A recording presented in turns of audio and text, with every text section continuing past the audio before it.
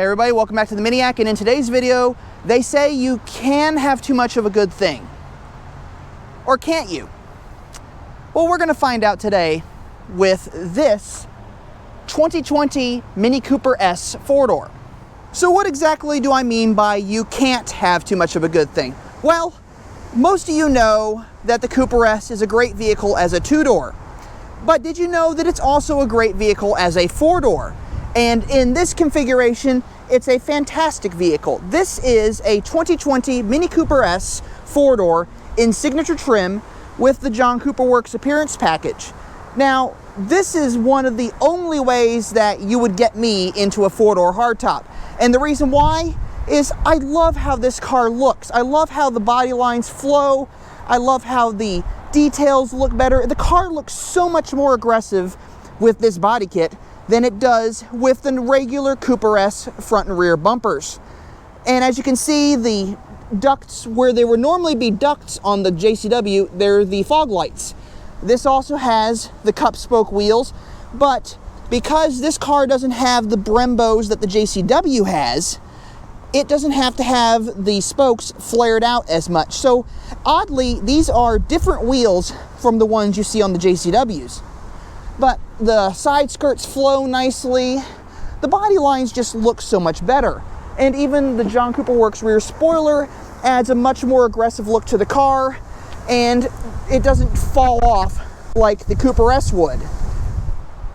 Now, of course, under the bonnet, you still have the same 189 horsepower, 2-liter, 4-cylinder turbocharged motor, putting out 207 foot-pounds of torque. Now, if you wish to upgrade this motor, and you can do the John Cooper Works tuning kit, which will bump the horsepower up to 210 and put the torque somewhere close to the torque of the John Cooper Works hardtop. You'll also get the Pro exhaust with that setup, so you can get more power out of this and have almost a 4-door John Cooper Works, but without the Brembos. So the stopping power is still about the same as a Cooper S, but you'd have a little bit closer to the power of a JCW. Now, as far as what's new for 2020, not much has changed with these cars, aside from the fact that they've redesigned the mirrors, which I've pointed out in numerous videos. And of course, they've now brought over to the United States the 7-speed dual clutch transmission, which is available in the Cooper and Cooper S.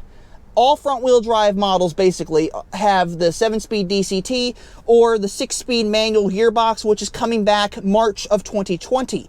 The 7-speed dual clutch transmission, yes, it's a dual clutch, but it functions like an automatic, so it technically is an automatic, even though people will call it an automated manual.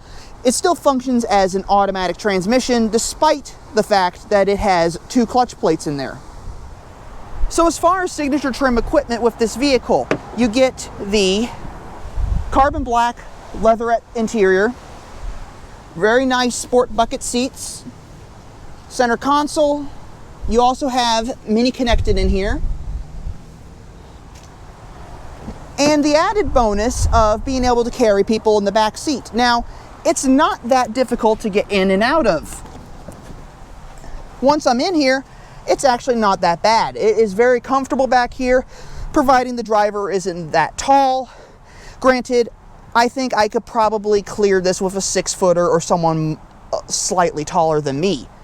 But for long trips, I don't recommend keeping large adults in the back seat, but this wouldn't be a bad place to keep your children if you're going around town running errands. And running errands is where people tend to drive their minis the most. So naturally, when you're running errands, you're going to need cargo space, and that's where the 4-door hardtop does it best. Opening the hatch, you'll find a very good sized trunk actually, and this load floor, yes, it has storage underneath, but if you pull it up, you'll notice these shelf tabs right here. It can actually come up higher, creating a flat load floor, so that when you fold the seats down, it will create a flat load surface. So you can put large boxes in the back of this vehicle or whatever you want to stick in the back of this car.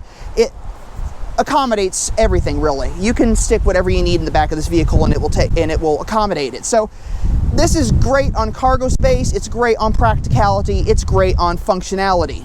As far as colors are concerned, this one is in pepper white with the contrasting black roof and mirror caps. You can get almost any color on this vehicle under the sun, except for Rebel Green or Caribbean Aqua. Caribbean Aqua in the US is specifically exclusive to the convertible models, and Rebel Green is specifically exclusive to the John Cooper Works. But this car looks fantastic in British Racing Green, in Solaris Orange, Chili Red. The list goes on. It's just a beautiful vehicle, and you can still individually customize it, change the wheels, change the scuttles, change the trim rings. As you can see here, this car has the piano black headlight trim rings, but I think it could also use the piano black grille trim as well as the piano black badging. Now, an interesting identifier of this vehicle as being a Cooper S and not a John Cooper Works is the John Cooper Works on these particular vents has a horizontal bar running through them, not a grille as you see here.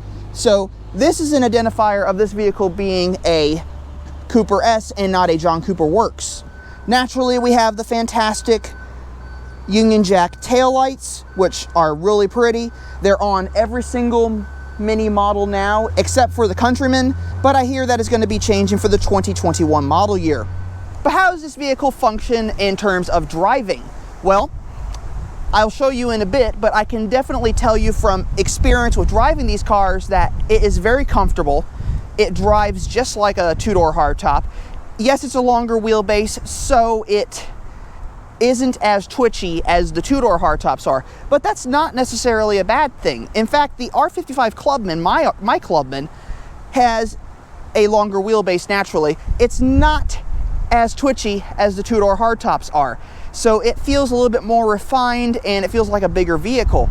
So while this still is a little bit larger than the two-door hardtop, it does drive like a sporty little hatch should drive. So I would still put the four-door hardtop in the hot hatch comparison or in the hot hatch category. So let's get out there and take this vehicle on the road, and I get to show you exactly how good this vehicle really is. So what are the driving dynamics like on the F55 four-door hardtop? Well, they're about similar to the two-door hardtop in that it's the same controls really. It's the same exact car with the added bonus of this vehicle being a little bit longer.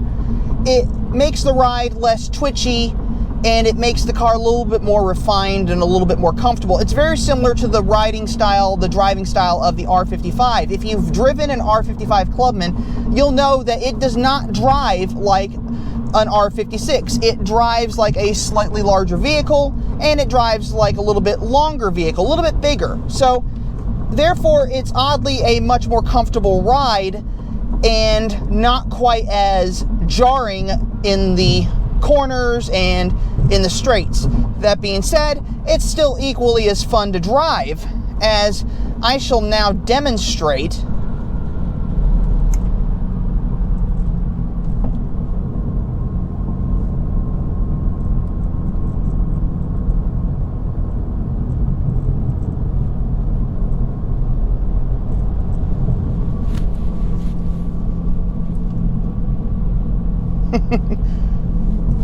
So it is really just as much fun as the two-door hardtop. I mean, just as much fun, oddly. With the added bonus that if I want to take my friends with me on this crazy ride, they'll be able to get into the car without me having to get out of the vehicle to let them in. So, added bonus there.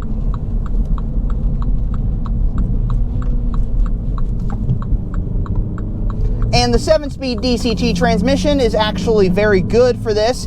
You got an extra gear over the original 6-speed automatic that was in the 2019 models. So makes it a little bit more fun.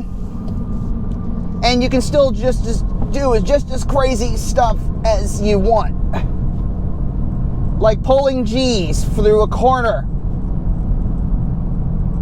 Oh my God. There we go.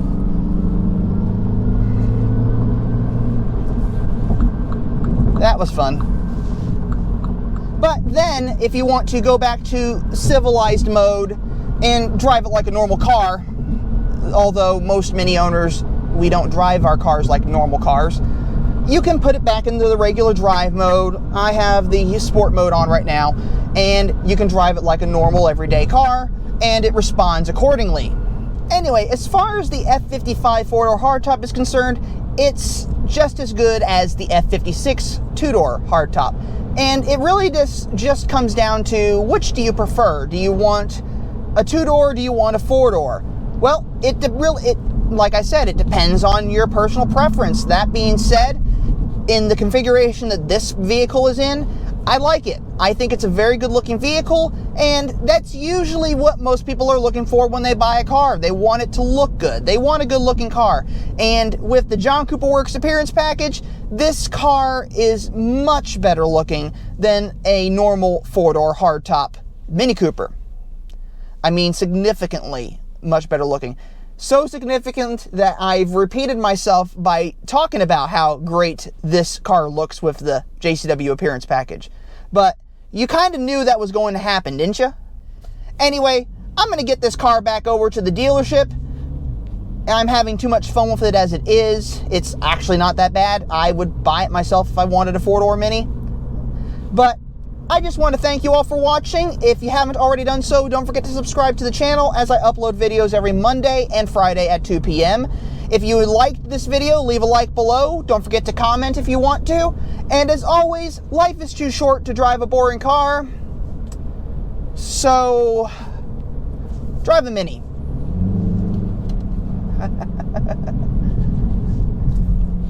And if you're like me and you want a little bit more speed, drive it faster.